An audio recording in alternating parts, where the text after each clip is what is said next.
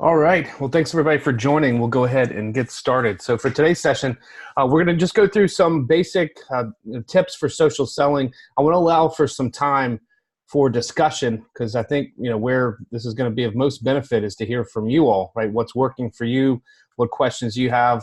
So I'm going to get going. Everybody, can you see my slides? All right. So in terms of getting started, so today we just have a limited amount of time, but I do want to highlight there are some additional resources that I encourage you to check out that are on the handbook. So specifically, you can see the link at the bottom of the page, but it's on the sales resources page.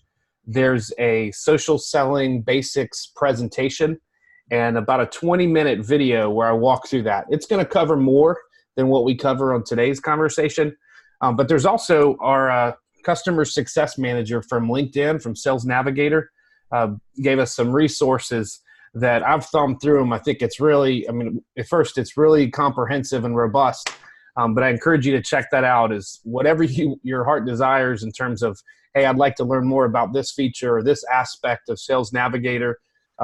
It's a rich repository of resources, so I encourage you to check that out. So for today, I just wanted to go through a few things. As I mentioned, I want to leave some time for discussion. So we'll cover just real quickly. I know we've got folks at different levels of maturity and embracing social selling. And my observation just in my 2 months here at GitLab is that you all are fantastic in terms of having an active presence on social selling, engaging with insights, et cetera. So I think this isn't about, I'm going to keep this, I'm making the assumption that most of you are pretty good at social selling, right? So these are some basic tips and tricks that just might help to fine tune and refine your presence on social. So we'll cover, what is social selling? Why be active? I've just picked out 5 tips that we'll highlight today and then open it up for discussion. So first off, what is social selling? So real basic, this is ways for you to find, connect with, nurture your customers and prospects. So having the social presence to engage and build trust and credibility. And so the thing I want to highlight, I often get questions about, folks that maybe are apprehensive about social. Social is nothing different. It's nothing new. This is, you take your tried and true traditional selling best practices, and this is about engaging with your customers and prospects on a medium where they're engaging. So if they are active on LinkedIn, if they are active on Twitter, look, this is not a place for a hard sale. This is about building trust and credibility. And I like this quote from Jill Rowley. She's a social selling pundit of, if you suck offline, you're going to suck more online. So this isn't I think the main point is just don't get intimidated by social selling. Just if your customers, and they are digitally active, engaging on LinkedIn, et cetera, you need to be there. You're missing an opportunity if you're not present. LinkedIn did a survey a while back, right, that did show folks that are active on social are 75% more likely to exceed your sales quota. And then these are kind of the 4 key pillars. Again, I'm going through this fast because I'm assuming everybody's got this baseline knowledge. And you can review, it later to go back through more of this content if you want to, double check back into it. But building relationships, right, it's expanding your network. Listening is a key thing. This isn't just about putting yourself out there or sharing posts. So, really, you can use this as a great way to do some account forensics and find out more about your specific customers and prospects, their care-abouts, to make for a more meaningful dialogue next time you talk to them. Professional branding, so establishing yourself as a credible, trusted advisor and also being able to find opportunities. So let's jump into it. So tip number 1, this is difficult to do on a polling session here, but when I've asked a few reps and they weren't familiar with this content update Slack channel, I guess just if you aren't familiar with this or you're not using this, I encourage you to sign up to add yourself as a member to that Slack channel. It is ripe with content from our marketing team that you can copy and paste into LinkedIn or Twitter. What I would encourage you to do is, yes, sometimes you don't have time, right? You just copy that and paste it and share it. But I do encourage you to make it your own. right? Folks are looking for you to provide insights and to be authentic. So when you do have the opportunity, provide your own color commentary on some of that content so that you stand out and you're not just blasting out the same message. But do find time, if you haven't already in the past, review the marketing's GitLab social media guidelines, and there's more information in the social marketing handbook. You should also, if you haven't already, familiarize yourself with, these are the core social channels where GitLab corporate is present.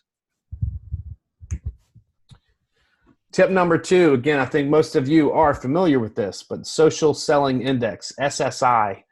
So this is a very good score as just an average. Typically, you want to see this at 70 or more, so I think it's real close to being best in class. You can get some insights into not only, so this is kind of GitLab's average, GitLab sales team's average, and you can see some of the top team members here. And then you can see your own score. And again, take it with a grain of salt, but use some time to see what is this social selling index saying about your presence on social and where can you improve. So here, overall, it looks like, so we can do a better job of engaging with insights. And there's information on SSI page about what does that mean? How do you engage with insights? We'll touch upon that in just a minute as well. Tip number 3, differentiate yourself with a customer-centric headline. So Paul was one of those ones that I know he's not on today's call. He's at the AWS conference, but having something that speaks to the customer, right? So when folks connect with Paul, they're going to see this headline, and hopefully it's, this reminds them of, oh yeah, I do have these pains, or these things are important. I should engage with Paul. I can ask him a question about these things to learn more. And I encourage you, look, don't just copy Paul's headline, make it your own, but make it customer-centric and be authentic to your voice. And tip 3 continued is in the About section.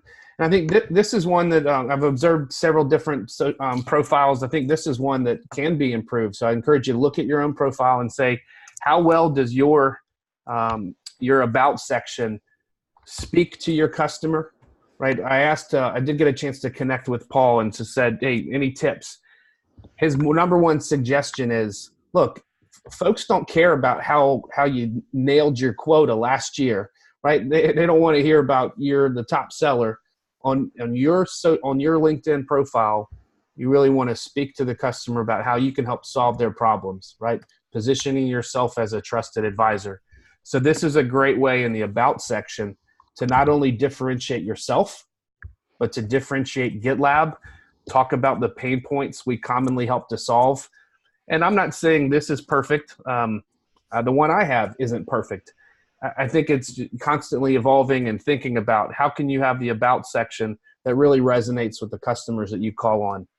I think the other important thing is when folks do find your profile is to have links to some video, some multimedia assets, whether it be case stories, case studies or success stories, etc., or YouTube videos. And you can see some of the examples of some of the videos that Paul's included here.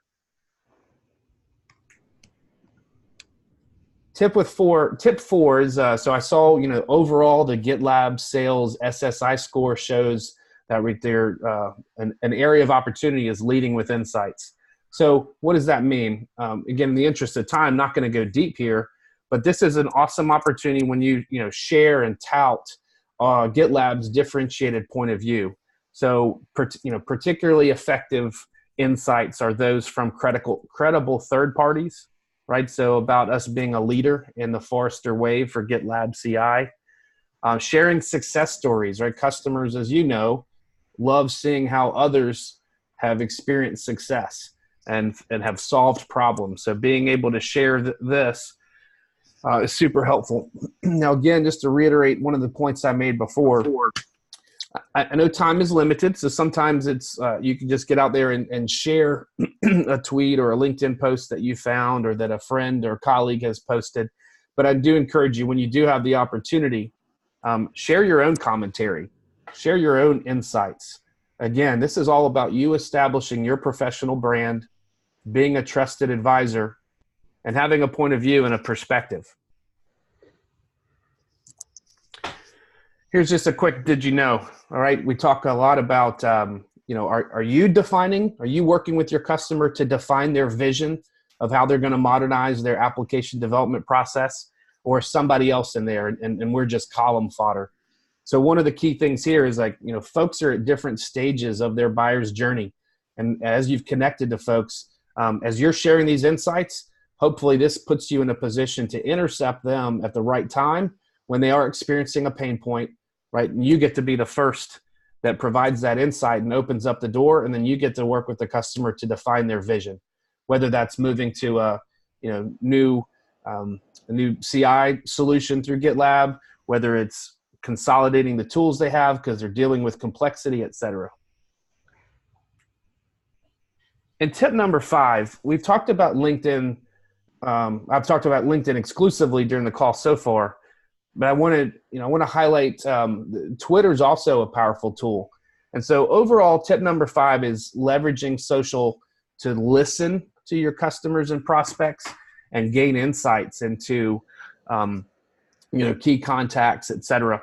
And LinkedIn is super helpful for that. You can, no doubt, you can get a lot of insights from just perusing folks' profiles.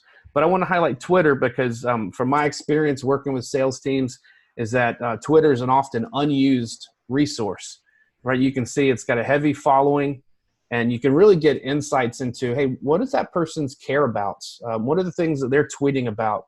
It's excellent fodder to either open the door for a conversation or to establish more rapport like the next time you talk to somebody. So one of the questions I get is how do I even know if my customers are using Twitter?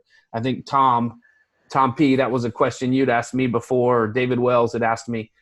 So here's some just helpful tips and tricks. Unfortunately, there's no magic wand to figure out all your contacts, or prospective contacts that are on Twitter. But here's a couple tips. One is look in their the contact info section and see if they've got a Twitter handle. And so naturally, this is one by one. So what I'm encouraging you here is focus on your most important folks, either the people that you're in an opportunity with and you want to stay close to and kind of follow what they're thinking and what they're talking about. Or if it's targeted organizations you're trying to get a foot in the door with, right? Or a particular buyer group, a certain group within an account, and you want to highlight, the VP of app dev, right? Or enterprise architect. So this isn't something you do for every single contact, but look in those key contacts, top 10, top 20, whatever, and see if you can find their Twitter handle and then follow them. Just listen to see what they're tweeting about. The other way is to just do a simple Google search. So here, you do name, GitLab, and Twitter. And you'll get not only, usually the first result includes their Twitter handle, but sometimes in Sid's instance, obviously thought leader, it highlights several of his recent and most popular tweets. So let me pause. I see questions open up here, but I'd love to hear from you all of not only questions, but I really would love for you to share with each other. You all have best practices and you know how to engage with your customers and prospects on social. What has worked for you? I'll hop on real quick. And I know when I was first starting out in social selling or trying to leverage at least LinkedIn, because I'm not very big on Twitter, I always thought who cares about what I have to say about a particular, article or whatever, but people actually don't want to see, I don't think people want to see you posting, your own GitLab stuff. They want to see what you think about it. They want to see what insights you gain from it. I don't want to read every article that you post, but I want to see what you actually got from it. So I think that really helped me early on be more confident. So if you just remember, each one of us are individuals and we all have our own little aspect of, what we gathered from the article. And that's important to share with other people. Great insight. Yep, I agree.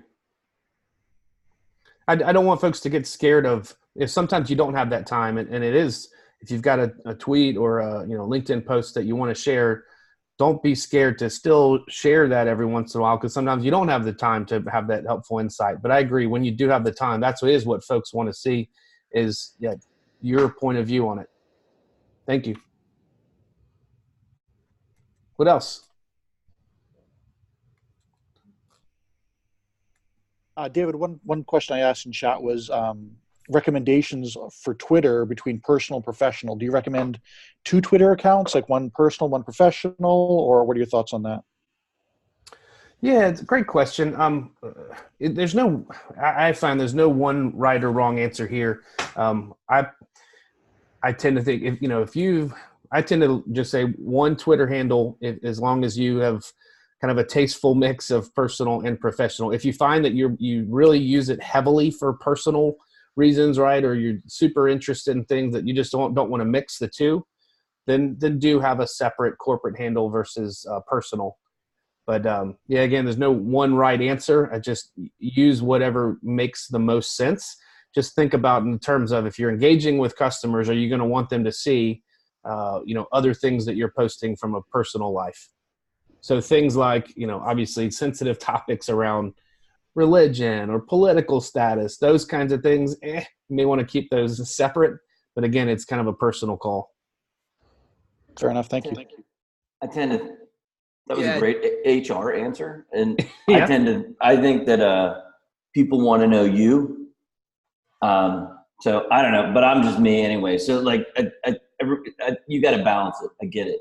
But I think the more you are, the more real you are in any aspect, the more likely you'll bond with customers over your ideas or whatever they are. I would keep it just with one. There's a lot of, I'd say that I've seen a lot of success with SDRs and myself trolling contacts that we want in Twitter, and you see what they like and what they want, and then you're able to make some kind of personal connection in a professional level. Like it could be something that they're talking about at Kubernetes or whatever, or it could just be about them and their love for the Toronto Raptors. Or I'm just making up something, but like whatever it is, I think it's a good way to get that access to people that are not responding to our generic emails. And Sean, how do you get 84 on your social selling score? How do you get the number up? It's always going up and down. I can never figure that out. Yeah, it's kind of strange. I was stuck at like 83 for a long time, and then so when you go into those like those individual or those 4 areas, I think it is, there's hints on how you can improve it. I don't think the algorithm is that great because it says engage with insights, and then it says, it gives you little hints in here. And I added myself to like Kubernetes group and, all these different groups. And what happened is it just bumped my score up, even though I didn't really do anything in those groups yet, and I don't even know if people are actually using groups because I haven't even spent the time on it. So, that's my answer to that. The other is I just add a bunch of people all the time from the target accounts that I'm working with messaging. And I think that helps me add more people for those accounts. They're more willing to engage and, connect with me. And I think that's a big part with the build relationships part. I'm still trying to figure it out myself. I was looking online the other day if anybody actually had a 99 rating, but I don't know. Has anybody gone higher than that?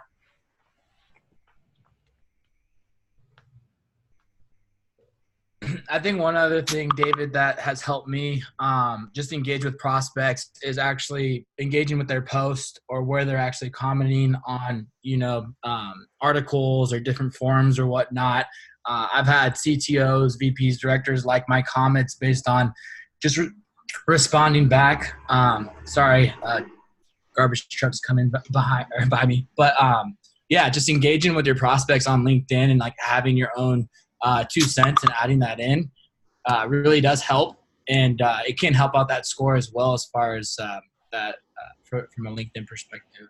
And then also from a Twitter perspective, just to add to John, just be yourself, really. I don't think you need 2 accounts because I've engaged with a lot of prospects just based on,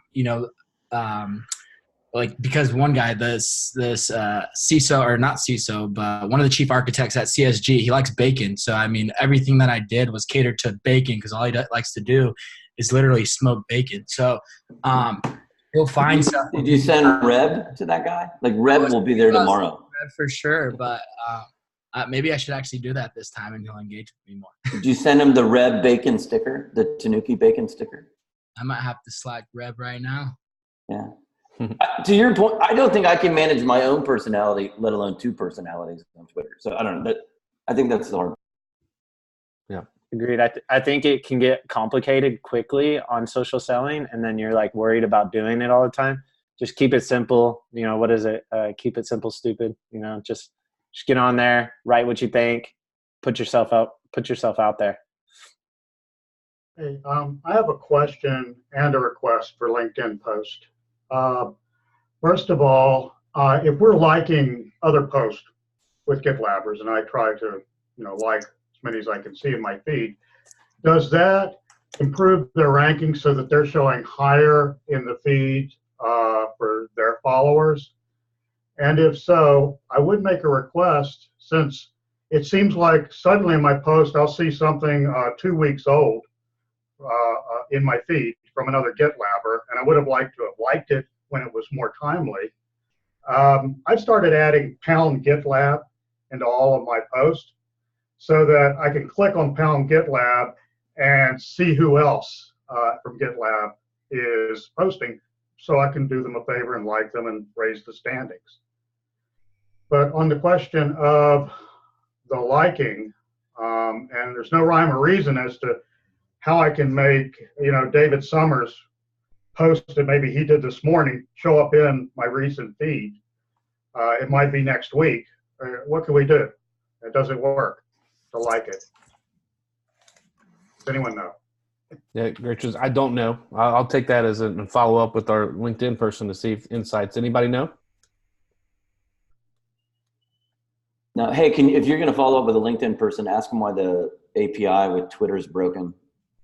Bill mentioned that was, and I just looked, and you're right, May 29th was the last one of mine that. Yeah, I told you, Adam, haven't seen you there for a while. If you were lucky, it still worked in May.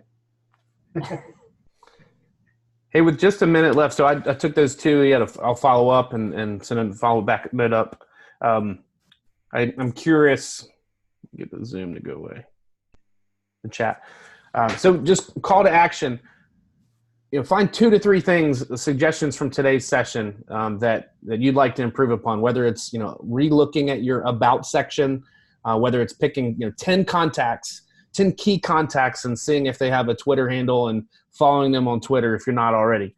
What I encourage you is find even just 15 minutes a day, 15 minutes every other day, right? Just some kind of regular cadence that you get into a routine. I think many of you already do this, but a regular routine to maintain your presence, liking folks, engaging with insights or sharing insights.